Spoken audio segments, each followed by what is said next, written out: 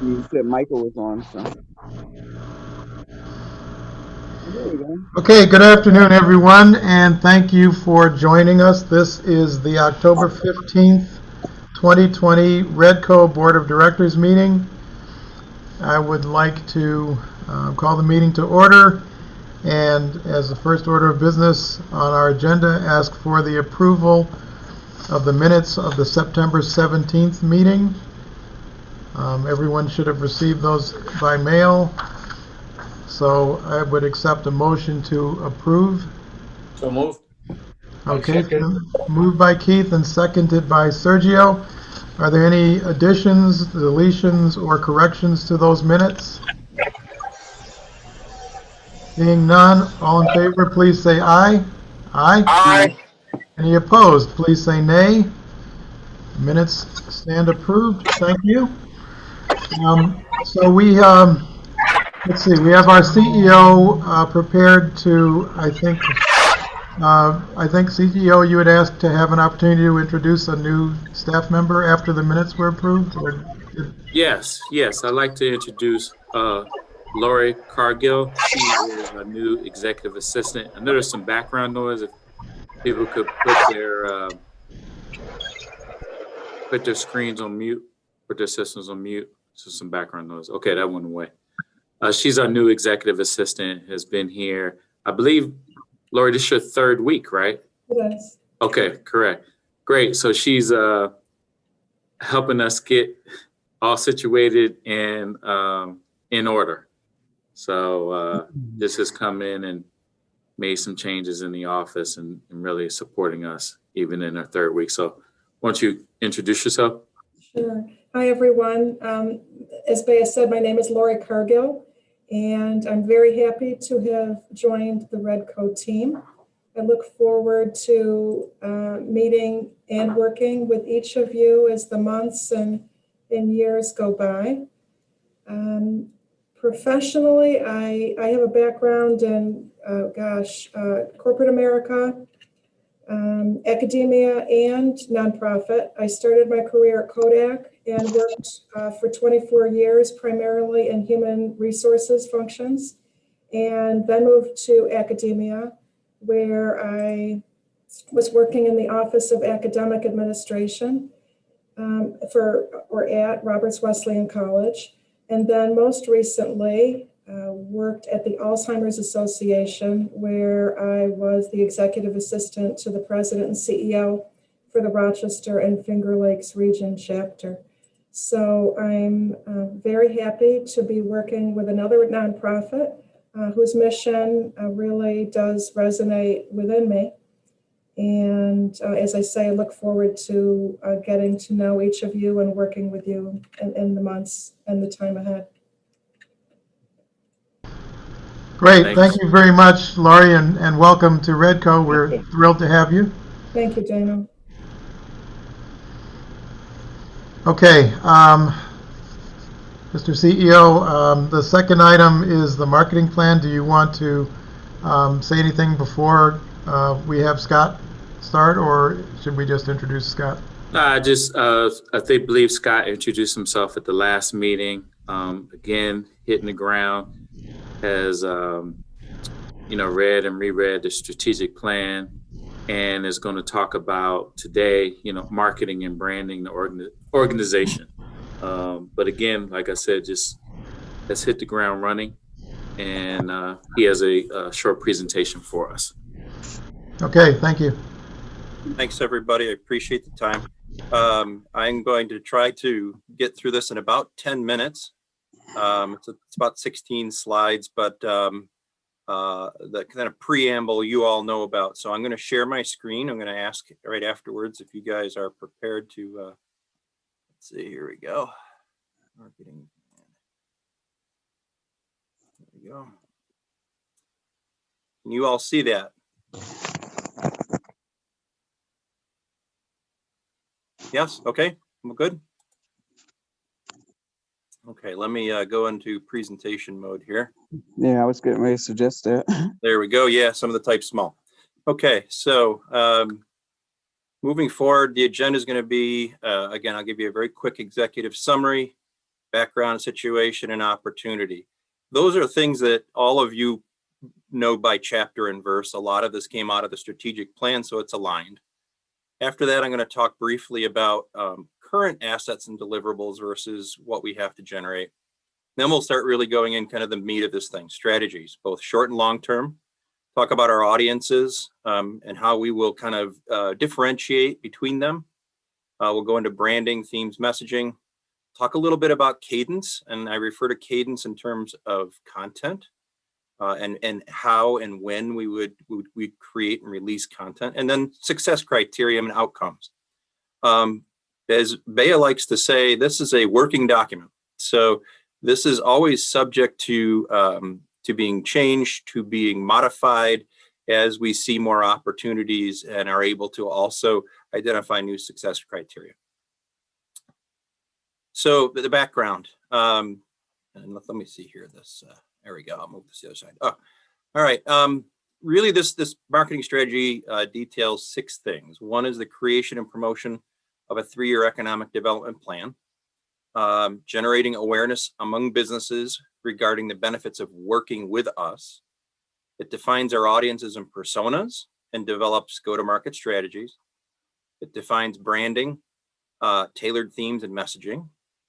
It develops and implements, and this is key for those of you that haven't ever heard of this term, paid, earned, shared, and owned. It's called PESO, and we'll talk about it in a little bit. But that's the type of assets that we have, and I'll go into explaining those in a little bit. Also defines our success criteria, and it measures the criteria, analyzes it, and then adapts our campaigns accordingly. Okay. This you guys already know, so I can just be very, very brief with it. This is right out of the strategic plan. Again, we were spun off from the city in 2019, a resultant 501c3, and again, with a focus on neighborhood economic development, micro and small businesses, emerging urban entrepreneurs, established small and medium businesses, and enterprise companies. So moving forward, in terms of our current situation, what we really want to look at is, our priority is to create job growth within the city, particularly in the growth corridors, or what we like to call high potential corridors, so they can start, grow, and thrive within those corridors or within the city proper. We really want to highlight beyond what REDCO can do for them to put them in business and keep them there, that Rochester is a great place to visit, great place to live, and a great place to do business. So in addition, what we really want to do is make sure that, while we put them in business, that we have the proper tools and training and content to accelerate and grow their businesses. So really succession planning. And that's going to be a really big part of our marketing plan. In fact, this past week, we're working on essentially a training portal that we're working on right now. And we're really close to having that launch.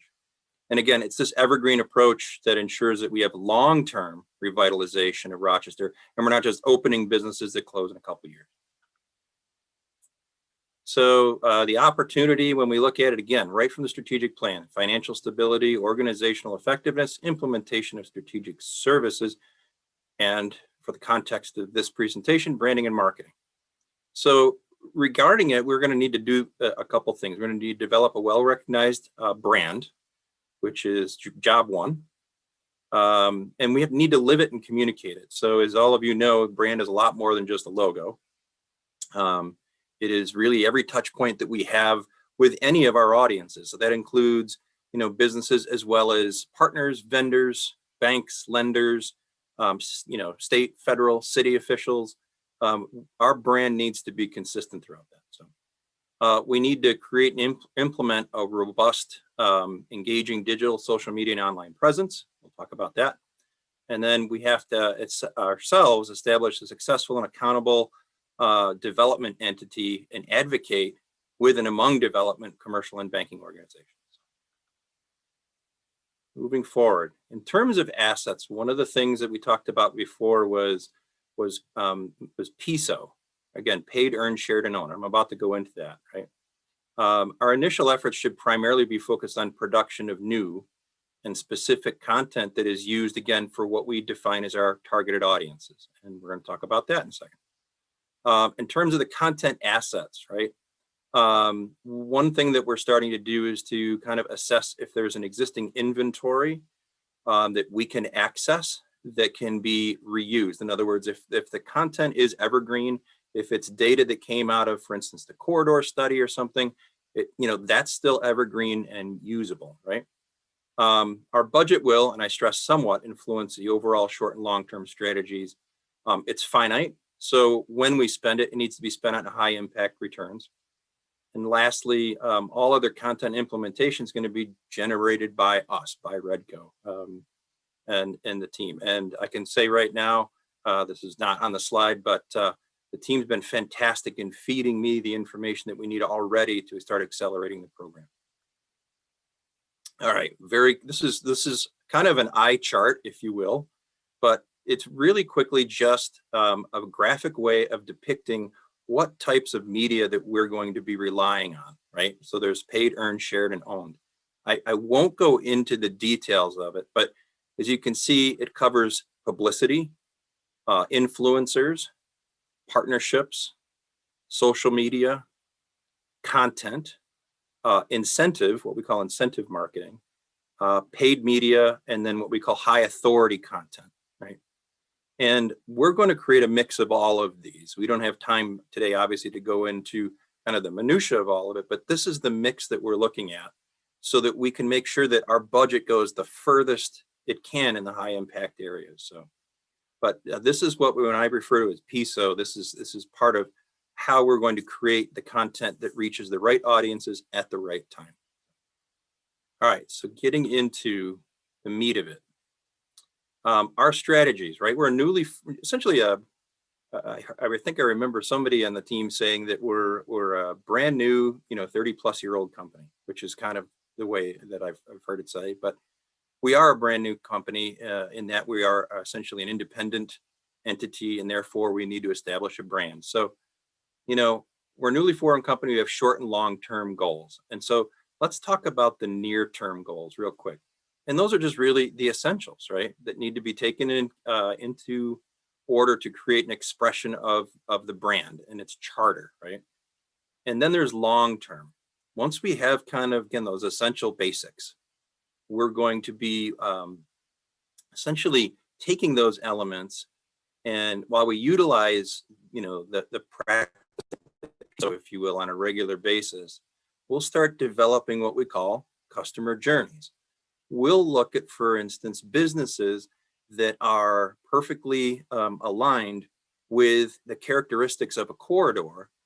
And if we know that there are certain characteristics of businesses that fit in X corridor, we'll create a campaign around that. Or we can create a campaign more broadly around business size. So we can talk about startup businesses versus current small to medium businesses, which, there are a lot of statistics that say between 5 and 7 years tends to be the most challenging time in an established small to medium business. And so how do we help them in terms of succession planning get through that? So we can identify things by corridor characteristics. We can do it by business size. We can do it by industry. We could talk about tech. We could talk about manufacturing or sustainability. So those are going to be the longer term things that we do when we really start getting into the details. So short term, this is what we're working on right now, and we've already started this. The brand is our first priority. We sat down last week and started to do a brand platform study where everybody kind of chimes in about different characteristics around the company. And again, we won't have time to go into all the details, but I'm sure a lot of you on the call have gone through brand studies before. But really what we've developed is our core positioning, our brand promise, the key pillars. In other words, those are the services that we're known for, right? And then the proof points behind those, which are, well, you say you're really good at urban revitalization, prove it, right? So those are the proof points. We have to have a history of proof points. And then we have brand attributes. And I want to just qualify, those are both rational, what you think about us as rationally as a company, as well as emotional, right? How it kind of makes you feel. So we've already started that. We're well into that. Once we have that established, All of that then gets translated to a brand platform, which then gets implemented through our website, our content strategy and collateral, social media, video, initial media, signage, presentation, trade show, and conference. Again, COVID compliant whenever that happens, as well as even into the public relations space, which I didn't mention here, but yeah, we're going to do that. So that's kind of the first short-term piece that we have, is creating the brand, proliferating the brand. Longer term, as we talked about before, and this, I would say this is going to probably start around Q2 of 2021, when we have all the basics done and proliferated. We'll start to really develop our audiences and personas, as we talked about before. It could be by corridor, by business size, by vertical, right, or industry. So there's a lot of ways we can kind of cut up and address our audience. So events, again, as COVID regulations allow, we can start focusing now more on our success stories around customer and business spotlights. Corridor progress. I mean, you think of La Marqueta last week is an example of the last two, right? When we really talk about that there's business spotlights that are now going to come out of La Marqueta, and it's a fantastic thing for the corridor. So there's stories in there that we can help proliferate, and that will kind of resonate with the right audience.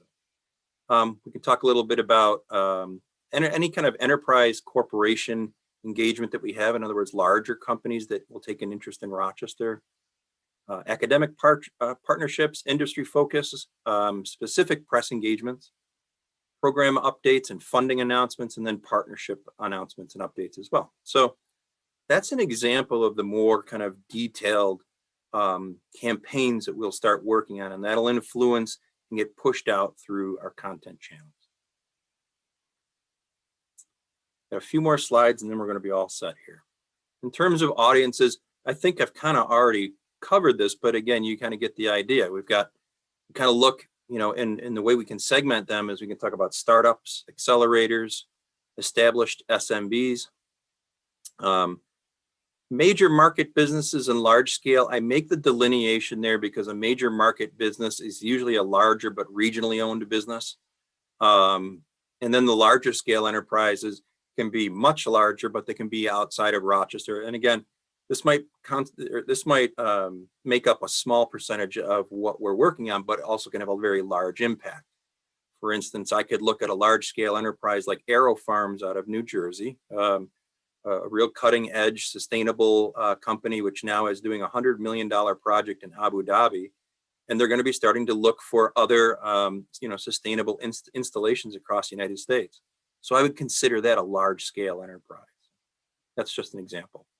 But again, we can look at industries and verticals. We can look at partnerships. We can look again at the benefactors, right? I would define those as the private lending or public institutions that wish to provide us grants or subsidies, banks, loans, state government entities, things like that. Again, we have a reason, a story to be able to tell them as well. And then the corridors. So. Last couple slides. Branding and themes. Again, it's going to start to sound a little repetitive, but again, what we want to do is we want to be able to once we define our audiences, our overall branding and themes and messaging needs to be addressed so that those things are relevant and they influence each particular group of prospects. And so, again, some of the themes would be an overview of Rochester's infrastructure capacity. Some would be cost basis for doing business, obviously incentives, local resident statistics and trend analysis, right? Industry statistics, local attractions, success stories, particularly within the Rochester City School District, because again, if companies want to come into Rochester and if people want to live in Rochester, that's important. Around higher institutions of learning, and then also an overview of local healthcare. So these are types of themes that we want to make sure that as we're talking about attracting and retaining businesses that we touch upon. And then finally, we have Cadence. And I bring up Cadence because it's very important. And I'm going to tell you that I stole a page. Geez, I just said that and I'm being recorded. I stole a page from Google, okay? I attended their, what they call their Think B2B consortium a number of years ago, just after they bought YouTube. And really after they bought YouTube, that really rounded out, how they're able to capture search information, because believe it or not, YouTube is the second largest search engine in the world behind Google itself. So it's really important to talk about your content in terms of what people are searching for. And they said, cadence is very, very important. So how we're going to structure, our efforts would be around three things. We call them hero, hub, and hygiene. Hero means that it entails pushing content with a specific and overarching theme in a very coordinated manner through almost all of the media and distribution channels. So for instance, when we're ready with our brand and ready to launch it, this would be what we term a hero moment. We're going to make an awful lot of noise about what REDCO is, what we stand for, that we've officially launched, and what we've accomplished, right? So that would be a hero moment.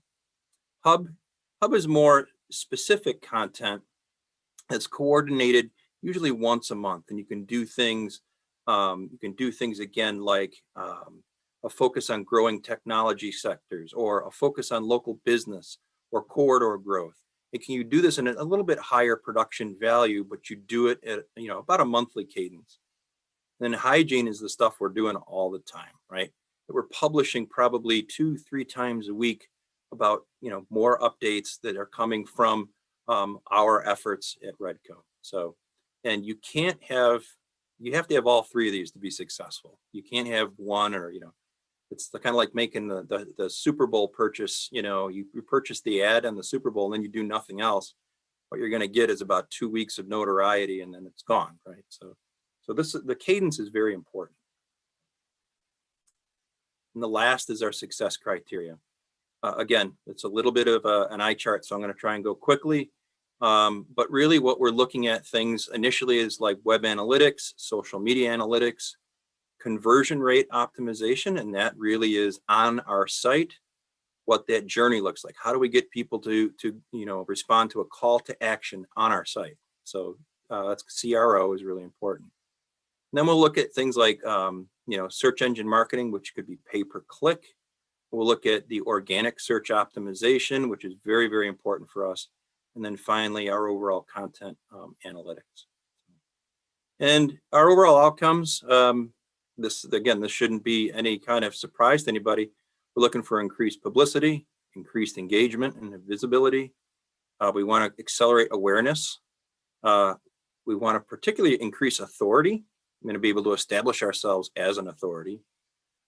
We want to increase search relevancy, because as people have very specific needs, queries within search strings become much more specific, right? So we want to be able to play there. And last, we want to be able to influence.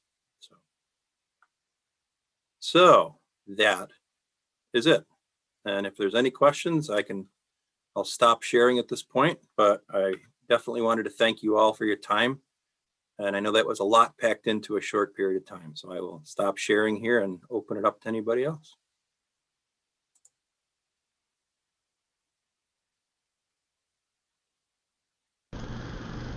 Tom, looks like has a question, but you're muted, Tom. You're muted, yep.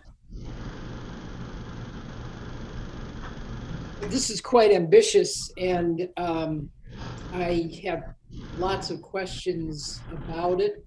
Mm-hmm. I could either take up everybody's time with all these questions, or maybe we could do this offline.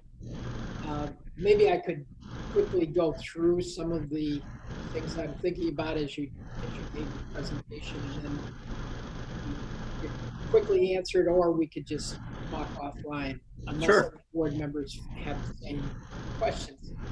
I think it would be helpful to hear your concerns. Okay, so, well, they're not so much concerns at this point. They're just Input, trying to feedback. understand. Yeah.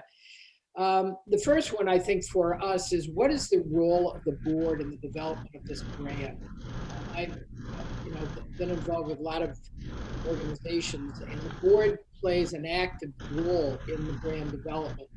It sounds like you've already started at a staff level to put this together, taking the first steps recently. So how do you see the board getting into the brand? Great question. So once we've established what we think from a staff perspective is the brand platform, and that would be the combination of the brand promise, as well as the pillars and things. What we want to do is we want to get that back in front of all of you to see if that's consistent with the strategic plan, and if there's any kind of gaps or holes there. So we sat down and did an exercise last week, and again, we kind of independently all gave feedback around what are all of those components within the brand platform. I'm right now collating all of that, bringing it together, stack ranking it, and then kind of distilling it down to, again, the brand promise, as well as the core services, the proof points, and our rational and kind of emotive characteristics. I'm doing that right now. I'm doing it this week, in fact. So as soon as that's done and, we have an opportunity to look at it, then what I'd like to be able to do is I'd like to be able to, put that in front of all of you and have all of you weigh in and say, geez, I see a gap here, or we need a better balance of these services, or we're missing a service, or, and I really would like to have that before it gets ratified, because we won't do anything. There won't be any proliferation of that brand until everybody on this call is nodding their heads. I think that one thing you might want to consider is not to do that task board meeting. Like you might consider having a work session to really get into it, and then I guess at some point the board adopts the brand and so on. The reality is that when we were doing the strategic plan, we intentionally decided not to go through the brand process as part of the plan. We could have done that. We felt that we really needed to get the plan done and out, and so we put that task in as a strategy, which is fine. So, but you're fading away a little bit. So the strategic plan was consciously done without going through the brand process. It was put in as a strategy. So if we had done it as a part of the plan, the board would have been very much engaged in that process. So that's all I'm asking for. Yeah, Tom, I think this actually merits a discussion among the board. What kind of board are we going to be? Are we going to be a strategic board, or are we going to be a board that's sort of helping run the organization? I thought we had agreed we would be a strategic board, which means that we don't get involved in developing the brand, stuff like that. That's the function of the staff.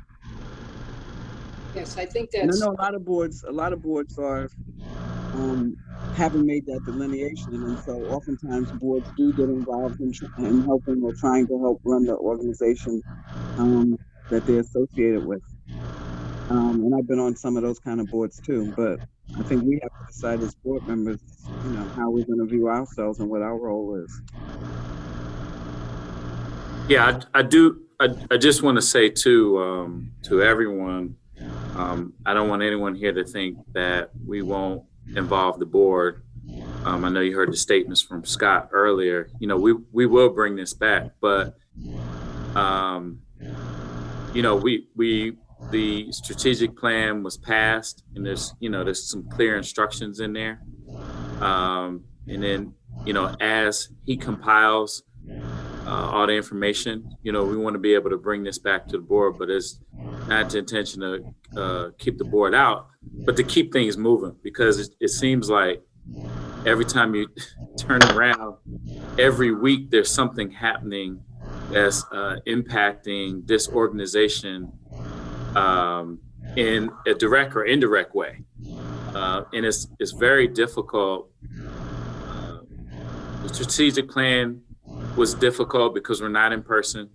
Many on the board are just getting to know one another, and staff the same thing. We're all trying to gel. So things are pretty challenging, but we definitely want to keep things going.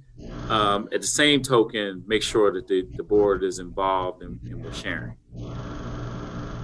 That's good. Okay.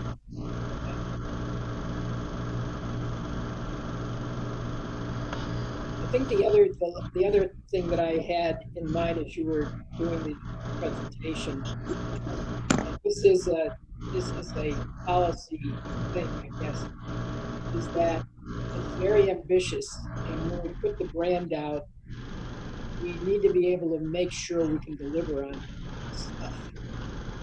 And that is what's the bandwidth with not only the board, but also the staff. And the third thing I wanted to indicate was that I was, and I might have just missed it, but we have to be, and I think the plan emphasizes, we really have to be aware that we are part of the economic development ecosystem. There are a lot of entities out there, and with ROC 2025 really moving ahead, I think that we need to be very, very focused on what is our uniqueness as an entity. And I think our uniqueness was identified in the plan as focused on commercial corridors, small business, small middle business, and urban entrepreneurs. And the idea of running out and trying to get people, agencies into town is not really our biggest thing. And so I just want to be clear that that's what you have in mind as well. Well, yeah, and I'll comment to that, Tom. That was part of the exercise that we did, I believe, last Thursday. Scott asked us, who are we and what is our mission? Similar responses, because everyone has read the plan. Even, Laurie just coming in has read the plan. But, that he drew that out of us. Who are we? What is our mission? And that is, important. When you talk about the business ecosystem, you're right. There's a lot of activity. DT's on the ROC 2025 board. I'm on the board. We have GRE, the chambers. We just had a meeting yesterday, and I'll talk about later on, attacking our corridors and what we're doing along the corridors. But the meeting involved a bank, it involved the city, and some other departments within the city will be involved, as we have started to go out in the community and do business walks along the corridor as an introduction. But you're right, it's all got to be coordinated. And I'm continuously expressing to the team, look, we don't have to do anything solo. Yes, we have to lead, but we might not necessarily be the finance, or we might not be the educational course class, but we have all these different arms within the city that can assist us. But, there will be instances where we are, leading the initiative, whether it's bringing people together, funding, or whatever like that. But and then there'll be other instances where we are part of the team to accomplish the goal. Right. Very good. That's it. That's what I had. No, thanks, Tom. I do appreciate the feedback. As I said, this is a working document, so none of this is necessarily in stone. But to Bea's point, drawing out last week, the exercise was to draw out, what is our charter? I want to get laser focused not only on our charter, but to your point, what is our differentiation? And yeah, the corridors are definitely, that was, as I'm starting to circle all the responses, the corridors is absolutely the main theme. The RRF's part of that, the whole thing. So, I think one of the responses was, and I'm not sure. I think it might have been Tracy or maybe Bea. And Bea, I'm sorry if I'm misinterpreting, but was that if we were provided an opportunity to work with a larger business in a collective, effort, it's not something that we would turn away from. But you're right. Our unique proposition is clearly going to be the emphasis on, building up the corridors. So, but I do appreciate the feedback. Okay, thank you, Scott, for that presentation. Unless someone else has another comment, we'll move on to the next item. Any other last words before we move? Okay, very good. The next item on our agenda is an audit discussion. So, Maria, you're prepared to lead us through that? Thank you. We can't hear you very well, though. Thanks, Scott.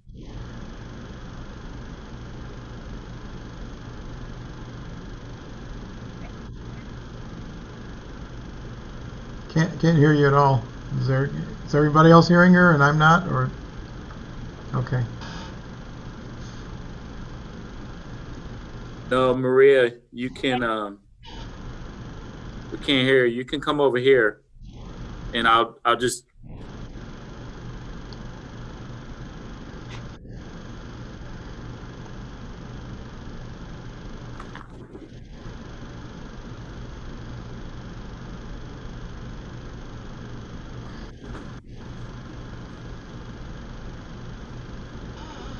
Sorry about that. Don't know what happened. We heard you fine earlier, so. I don't know. I was on mute and I unmuted myself and then no one can hear me. I don't know. So just really quick, we started the audit yesterday. So I'm working with Free Maxic on all the information they need. And Chris Prago is also helping me out from the city because, our finances were half through the city, half through us. So I don't know how many weeks it's going to take them. Well, I'm trying to catch my breath. I don't know how many weeks it's going to take them, but hopefully it'll be done in the time that it's supposed to be submitted for the ABO. I'll keep everyone updated. And we just started our new finance, oh my God, can't even get the word out, budget year on October 1st. So starting next month, we should start having finance packages that goes to the board for the meeting also. That's all I have. Okay, great. Thank you for that update. We appreciate it. We now have an opportunity for our CEO report. I just told her to walk back. So just give me an update on some things that have been happening. Last Thursday, there was a ribbon cutting for La Marqueta. And I just want to apologize. The event was organized by the Department of Youth and Recreation. But there was a note in there saying, you had the RSVP. So because of COVID, the attendance wasn't probably what it would have been prior to COVID, but it was a great event. I spoke, the mayor spoke, and several other city council members, Councilor Patterson spoke, and very good energy. On Sundays, until the spring and summer, the market will be operating, and Dana, correct me if I'm wrong, on Sundays between, I believe, is it 11 and 5 or 1 and 5? I think it's 11. 11 a.m. to 5 on Sundays. I went last week, Again, a lot of energy. We have vendors out there at, through the different kiosks and containers. Well attended again. So every Sunday through the winter, and I believe sometime in the spring and summer would be operational every day of the week. A business development team has started what they're calling business walks. And we did this in conjunction with 105.5 The Beat. So what they did every day, they worked in the Northeast. They picked a street, actually went in every business to introduce themselves, what REDCO does, gave them a flyer, and just did a survey of I think we have a survey of about 3 questions, just to gather some information and find out, what they need. We ended at a particular location with the radio, where the radio broadcast the business and then interviewed the business owner. So we highlighted Boss Sauce, the Neighborhood Service Center, which is a resource to the community. We highlighted Bobo's Chicken Shack, and there's one I am not remember. Oh, excuse me, Burgos Tax Service. So we'll continue doing this. The next one will be in the southwest section of the city, but this will be more of a collaborative effort with business development in the city, and also to M&T Bank and possibly some of the other banks we have around the table for the Revitalized Rochester. The enhancement program that Dr. Lomax Campbell spoke about a few meetings ago, this is all part of the Revitalized Rochester. An RFP went out for agencies and coaches that were interested in responding to those different programs. So as a result, we've had 12 coaches respond, and 15 different agencies. They're reviewing those right now, and before we come to a final decision, I'll definitely let the board know. But a lot of activity right there. A RFP for legal services did go out after our last meeting, and they're due back on October 20th. Again, we'll have a review, and that will have to be that will need to be a resolution by the board or whoever we contract with. We have some small business administration training. As I spoke of earlier, we're going to stay dedicated to the 504 loan right now and the SBA program. But there's some obligatory training that our staff needs, one, to become familiar with the program and all the regulations.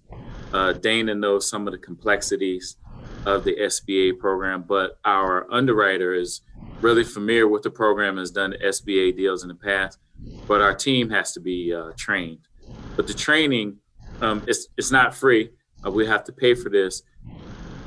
Also open to any board member that would be interested attending the training. I can send the dates. We don't have the dates yet, but I can send the dates to the board, and who's ever interested can attend the training. It's a little over 2-hour training, which is self-paced, that you can take over the next 6 months, but we won't be taking 6 months to get through this training. Another program that's part of the Revitalized Rochester is the program we're calling the Lonely Entrepreneur. It's a national program, and really it's a collaborative program in which entrepreneurs, they sign on. It's all web-based, and they're able to communicate with their peers in business. But there's a portal of over 100 classes for businesses, for marketing, branding, accounting, that they can also log on to at a self-pace. So you'll be seeing, we're definitely going to send out the flyer to that we have, but we'll be taking applications to that. But this is funded through the Revitalized Rochester. And 2 more things, actually 1 more thing. This past Tuesday, I was invited to by University of Rochester, the Ames Center of Entrepreneurship, to speak to up and coming entrepreneurs and current business owners. My class was on financial resources. So I highlighted, of course, REDCO, the state, the city, Capstone, but I really honed in on preparation because that's what we're seeing right now is entrepreneurs, business owners being prepared to receive funding. Last thing, since the launch of the Revitalized Rochester, we've received 100 inquiries. Out of those inquiries, intake form, 50 intake forms were sent. 31 of those intake forms were returned to us. 23 applications were sent to individuals who had a business plan.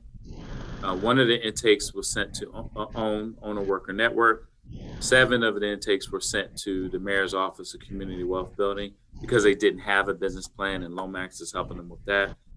And right now, we're working more intimately with 4 applications. They're incomplete, but we're just working through that process. And these are businesses along the corridors. So that is my report. Okay, thank you, Bea, for that report. We appreciate that. Are there any questions for Bea before we go on to the next item? Okay, thank you. I did see Mike Patterson briefly, Councilmember Patterson, and then he disappeared again. So He's here. Oh, is he? Okay, I don't see him, and he's not showing up on my. Oh, there he is. Okay. All right, welcome, Mike, and thanks for joining us. The next item of the agenda is committee assignments. It's really going to be an interactive discussion, I'm hoping, with the board. Maria has some slides that she was kind enough to put together, and I will talk you through those. But before I do, I just want to point out one new item that we just found out about on the 9th of October. So if you just look at this slide for 1 second, because of the way our bylaws are structured, there are 3 members of the REDCO board that are appointed by the mayor, and those 3 are Keith Cleary, Dr. Ogilvy, and myself. There are 2 members that are appointed by City Council, and that's Council members Lightfoot and Patterson. And then there are 6 members who are appointed by the board. So we never actually filled all of the appointed by board positions. We had 1 open position, and then we lost Holly Budd, so that gave us 2 open positions. And on the 9th, we were informed that Sharon Napier is resigning from the board. She just has too much on her plate and was unable to meet all of her requirements in a way that she felt positive about. And so although she is willing to still provide us with advice and guidance if we need it, she will no longer be a board member. So that leaves us with 3 open positions on the board. So I will just start this discussion by saying that we did do a tremendous amount of work, and DT has taken the lead on this in terms of a skills assessment and really looking for what skills we have on the board. She and I discussed this briefly yesterday, and I don't know if you wanted to say a little bit about that right now, DT, or if we would look forward to a presentation perhaps at a future meeting. Yeah, I can give a presentation, but there are some areas on the skills inventory indicated that we could use some board members that have skills in those areas. What I can do is I'll prepare a report for you. And, okay, that would be fantastic. One of the most obvious ones is legal. Another area was contracts and contractors. And there were several other areas. We don't have anybody who's familiar with the I don't have it in front of me. The Northwest, I think. It's either Northwest or Northeast, whatever the first one was. And we don't have a younger board member for the first category of age. Those are some things that stood out. Well, DT, I'm thinking it might be the Northwest. Are you talking about as in representation with the area or something? Because, Yeah. okay, well, I represent the Northeast. Okay, So- I couldn't remember which one. I just remember it was North something. Okay. I just have to pull it up because my computer just died on me. Okay. Well, so I appreciate that brief update. But clearly, as we engage in a process of trying to identify additional members who would be willing to serve on the board, the area of legal would be extremely helpful. And we would ideally like to have someone who is at a local firm that might be willing to provide that person with an opportunity for some pro bono work. In other boards and organizations that I've worked on, it's been customary that when a firm provides someone for board service, that typically brings with it some opportunity for pro bono service. So we would certainly look favorably upon that. Also, the contractor area, as DT mentioned, is critical. And although I think we're all pretty youthful, certainly somebody that's younger than us would certainly be a viewpoint that we don't have. I also think that although we do have, Councilmember Lightfoot, who is a business owner and operator in the community, and obviously we have folks on the board who are from larger organizations, it certainly wouldn't, I think, be harmful to have someone else who is in an entrepreneurial situation where they're a business owner or operator, ideally on one of the corridors that we are focusing on, just to give us some feet on the street experience. Yeah. So the area was the Northwest, where nobody seemed to have any deep experience or familiarity with. Okay. We also don't have any person who's identified as LBGTQ.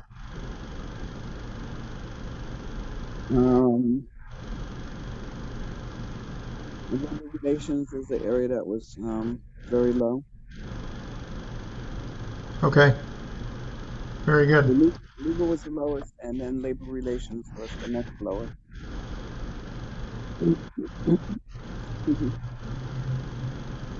Dana, For the nomination committee, we should hold this and then start trying to get people to suggest members and look for people who might be considered for nomination to the board. Okay. Thank you. Tom, you had a question? Go ahead.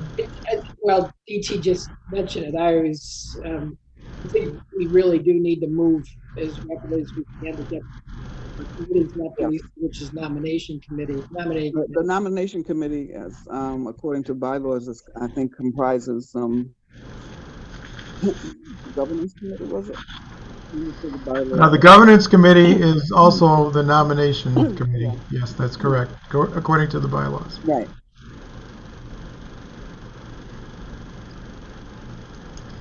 So that, unless there are other questions about DT's comments, that kind of takes us into the next section here.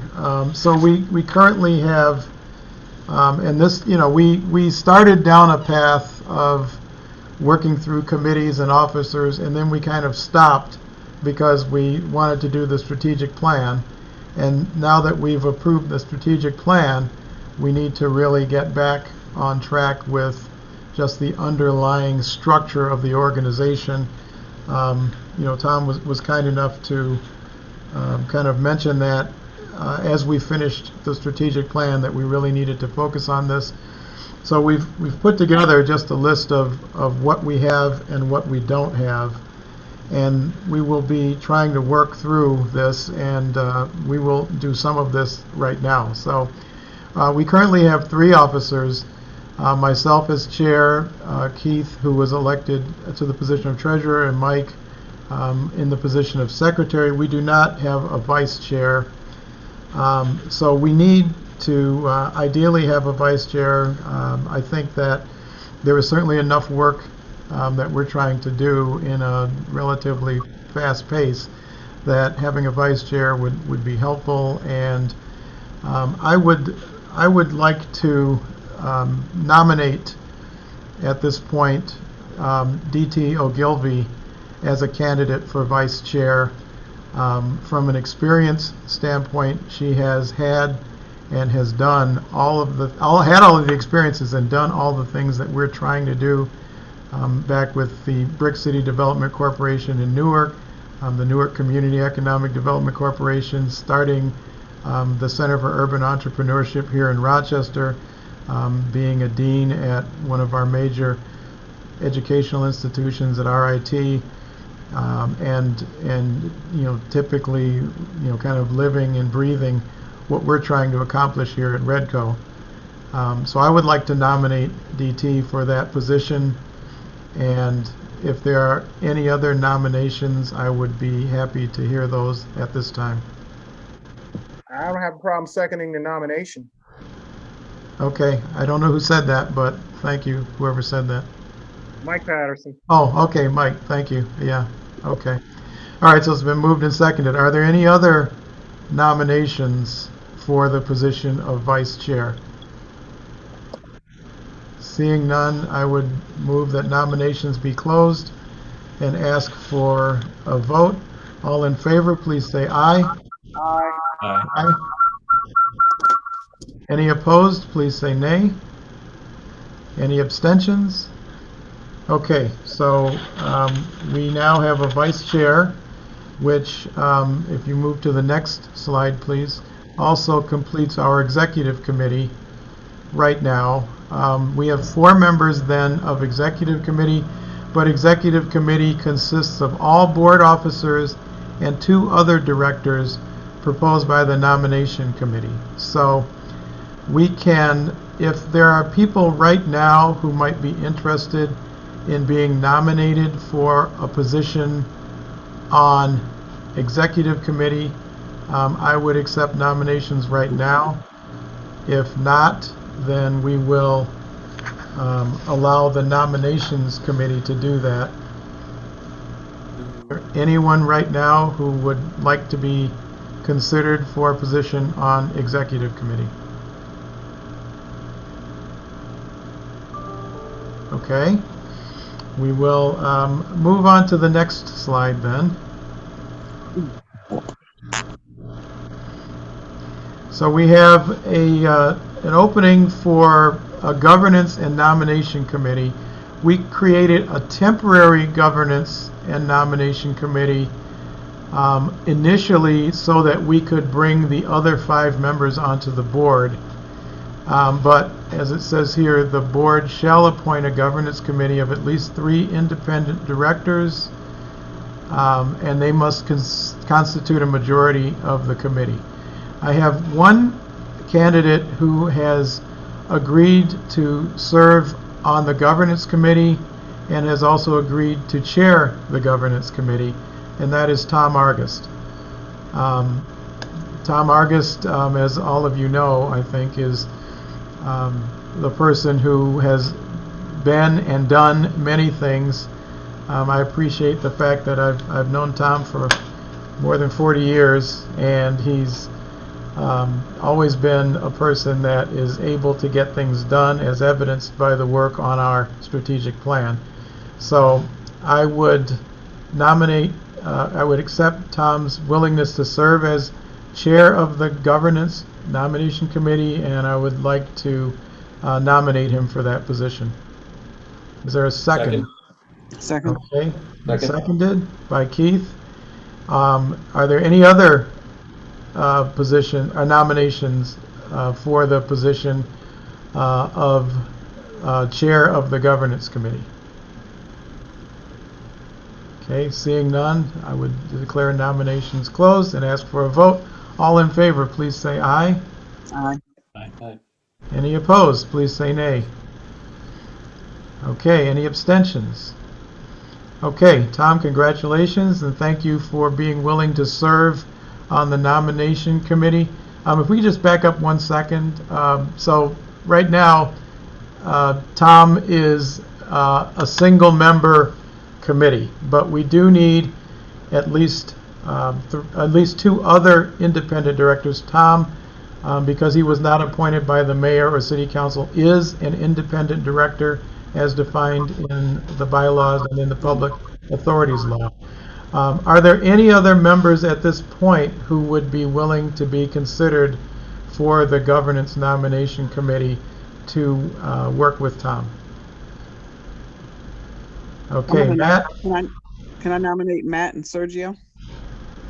You can, absolutely, yes. Okay, Matt raised his hand, so we will consider that an acceptance of that nomination. Sergio has raised his hand as well, so we will consider that an additional acceptance of that nomination. Are there any other board members who would be interested in serving? Okay. Seeing no others, I would accept the motion, and I believe there was a second for that. Those two? Tom seconded those two. Okay, all in favor, please say aye. Aye. Aye. Any opposed, please say nay. Any abstentions?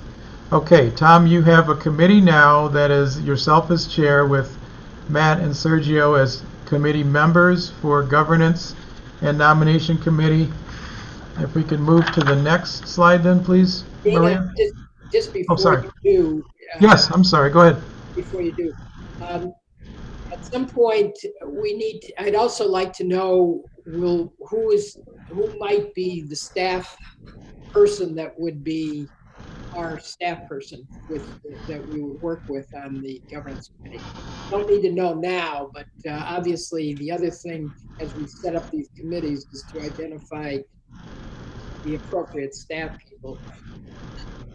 Okay, yes, that will absolutely happen. I will count on our CEO, who has done a fantastic job so far of finding, recruiting, and hiring some really, really good people into the REDCO offices. So I'm certain that among the folks that are currently on board, we will be able to identify someone for that. Okay. So the audit committee by our bylaws is chaired by the treasurer, and that's Keith. So we currently have Keith as the sole member of the audit committee. We must have at least 3 independent members. Keith is not an independent member because he was appointed by the mayor. So we need 3 other independent members who need to serve on the audit committee. So Maria, now that you're in the audit process, does this committee need to be formed in order for you to complete the audit? Okay, and I see your head nodding.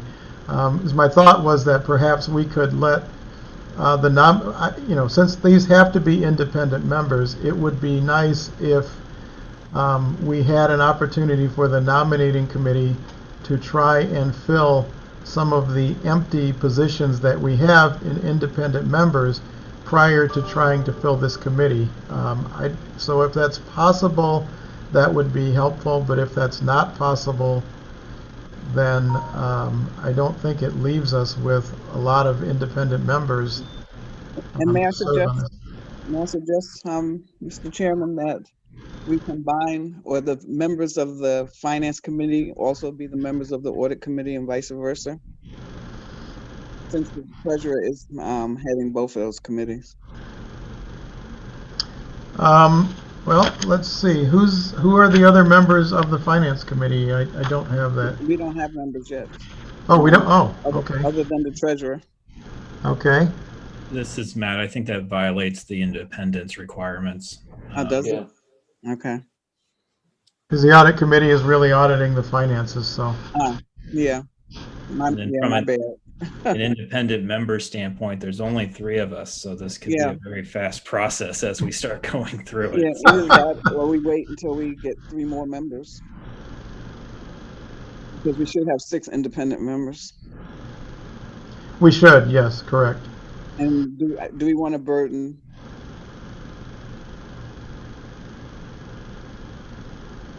I'm sorry, go ahead. Do we want to burden? Do we want to burden Matt and Sergio with?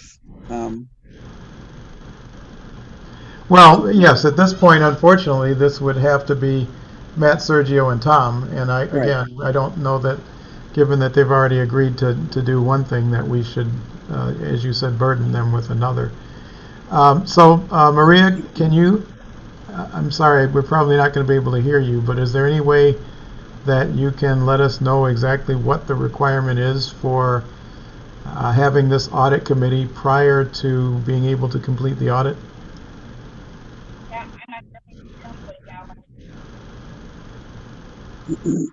Okay, she said something that I didn't hear, but her head is shaking in the right direction, so thank you. Well, yeah, why don't you just, type it in the chat.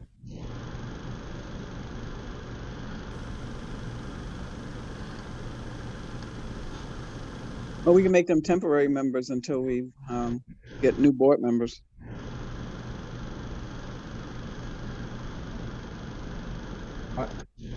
I agree with the idea of for now.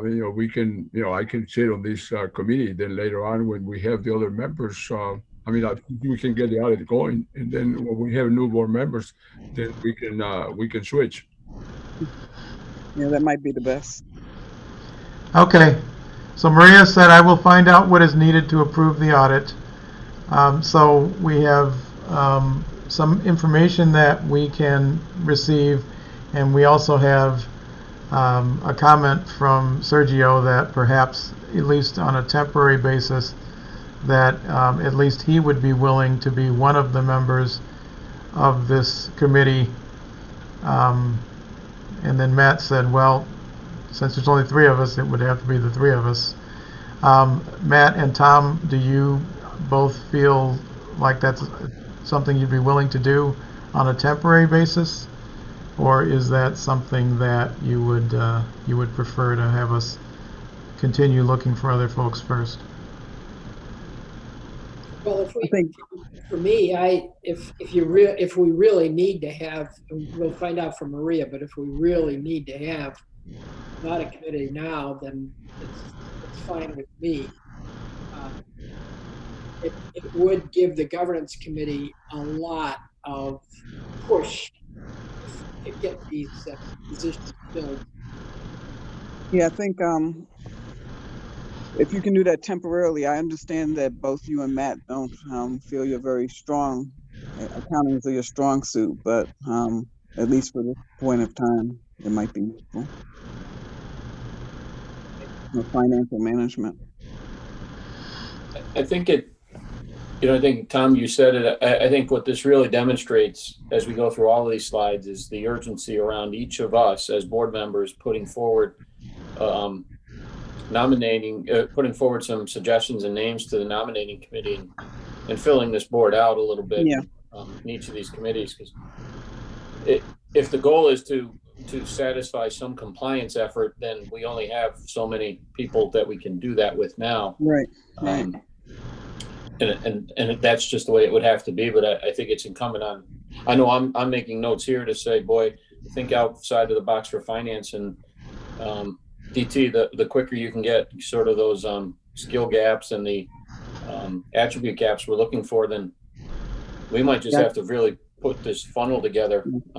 I'll do that after my last meeting today. Yeah. So you'll have it to mull over the weekend if you want to work in the weekend. Okay, well, can I just want to be clear. So any name we put forward now to both replace Sharon and to round out our board all has to go through the nomination committee now. Correct. Yeah. So we just need to be fair to how we vet out the potential of 5-10 candidates for. So my each other. intention is to give you a report that shows where the gaps are, as opposed to giving you, all the stuff we're strong at. Yep. And then you can, as we start looking, I'll send it out to everybody. So then, as you start thinking of people, that should be helpful. Okay, so I guess what I would propose then is that we wait and hear what Maria is able to determine about when we absolutely have to have the audit committee, and as opposed to just putting people on it right now just because, I'd like to find out if and when that's absolutely required. But rather than giving people double duty right now, why don't we let the nominating committee work, governance nominating committee work to identify some additional board members, and see, once we get the information from DT, see how quickly we can move on that. I certainly think there are a number of people out there who, once they are aware that this is an opportunity, would be willing to serve with us. It's just a matter of connecting with them. So, are there any other thoughts on that? I would. I think the really good thing we have now is a strategic plan. So we don't have a board packet, but I think that's a good starting point. So someone's not coming in and really doesn't understand the direction. I know my ability to give that to Laurie as she started it, though we're still meeting and she's meeting with people and we're doing orientation, it puts her at a different, a better spot as far as the organization is concerned. So that's a good thing. Okay, thank you. So that leaves. So we're gonna. My recommendation is that we hold on this committee for just a bit until we get more information. So that leaves us with the next committee, Maria, which is finance. So we do have a chair of the finance committee, and you're not going to be able to fill the finance committee if you end up with Sergio not on the audit committee, because you won't have 3 independent directors available. Right. And without violating having the finance and audit committees having same members. Right. So I think we have to hold on this one as well until we get some additional members. And that leaves us with, I think, one more committee, right? The Sba Loan Committee. We had talked about this having outside, and I think if Maria, correct me if I'm wrong, but isn't that supposed to comprise people who are not part of the board? Yeah, we can have folks that are not members of the board. They're not members of the board. Right. But this would go, if they met, approved, or disapproved, it will go to the full board for their vote. So it's a 2-pronged process. That's how it would work. But this can be non-board members. Right. I did have a conversation, I believe, last month with Dick Mueller, who was a former board member who, possibly could be on the finance committee or this committee. He didn't want to chair this. He's, recently retired, but, was a very active board member during my time there. And I know Dana, you probably know as well. And just as familiar with all these different details of, banking, just like he, but was active. He's active board member. Right. Yeah, Dick is good. I serve with Dick on the Greater Rochester Housing Partnership Board as well, and he's, although he's retired, you wouldn't know it from his level of participation. So we would need for the nomination committee to consider. So we'll present his information to the nomination committee. Bea, you mentioned SBA a little bit earlier, and I just want to make sure that by not having this committee filled, we're not holding up anything that is critical? No, we don't have anything in the hopper right now. You know, the main thing is our people have to get trained. You know, the changes, in case anyone doesn't know in here, to be a approved lender, there's, you know, people have to be trained. There are a lot of details. I believe in the past, what I'm learning about the SBA, Dana, you were on some calls we had with the folks in Washington, D.C. Some of the deals that were being brought forth that the city REDCO attempted to do in the past probably shouldn't have been. SBA works best if there's a business that doesn't have, 4 or 5 different entities. Right. If it's a sole proprietorship or there's some sort of partnership. Some of the deals that were brought previously were too complex. And I say that to say, even when you get everything ready, your package goes to the SBA team in California. There's a bunch of back and forth, the underwriting.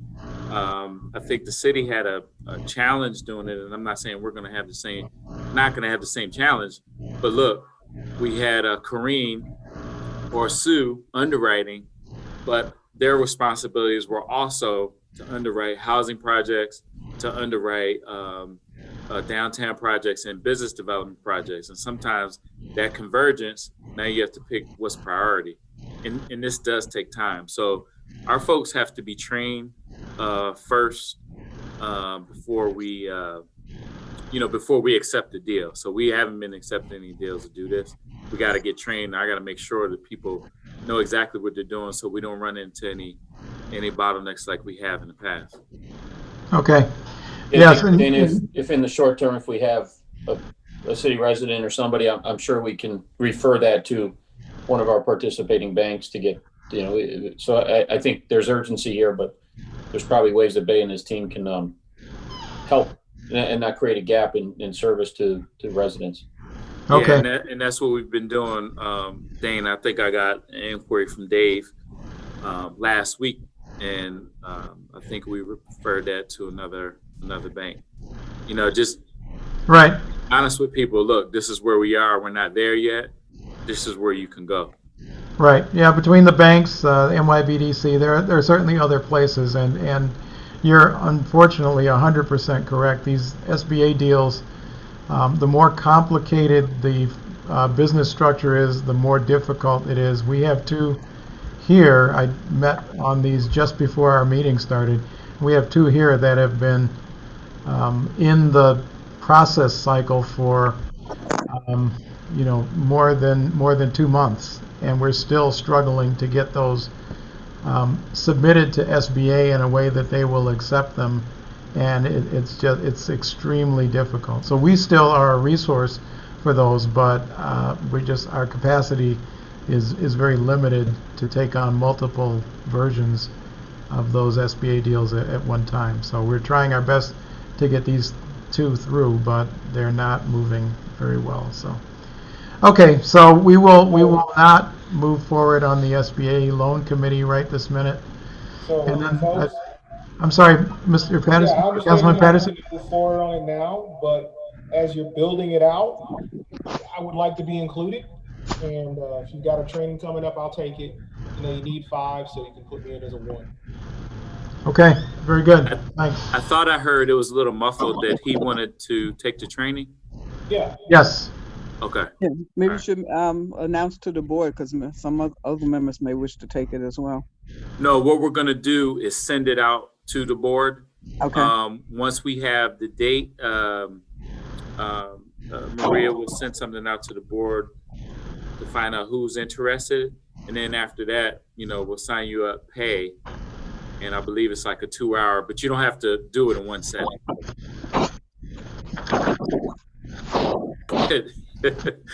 Okay.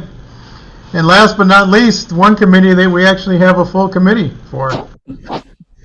So the Revitalized Rochester Fund Committee has been established. It's an ad hoc committee, and it will help with any projects that would utilize the RRF. We have not yet had any RRF deals, so the committee has not had to take any action so far. But there, I'm sure, will be some coming up. The Revitalized Rochester Fund will primarily be expected to be used on the targeted commercial corridors. So I know REDCO, the staff, have been out on the corridors within the last couple of weeks, meeting with businesses and helping businesses understand what the RRF is and how it could be helpful to them. So as that work continues and people then start to come back wanting to take advantage of this, we should start to see some activity.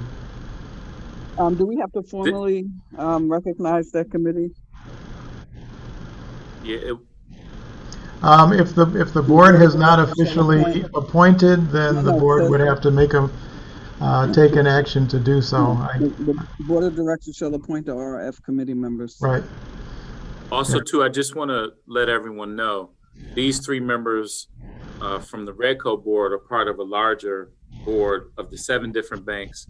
1 person from Empire State Development and 1 person from RMAPI, Rochester Monroe Anti-Poverty Initiative.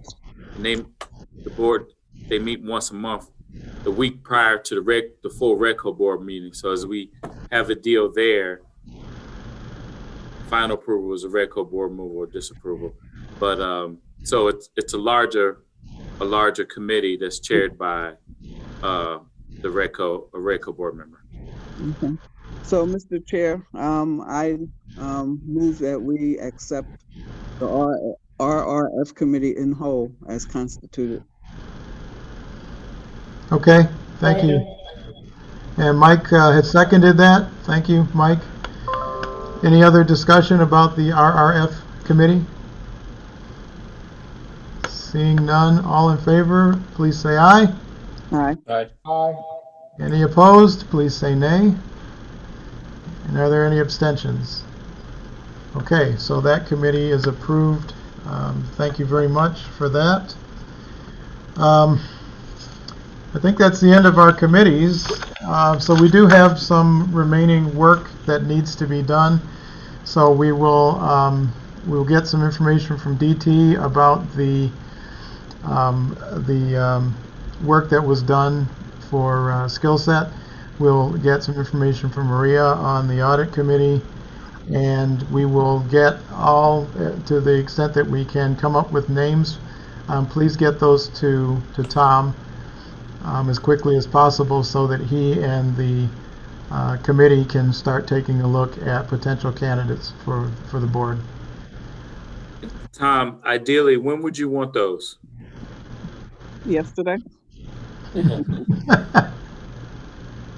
Got it, DT.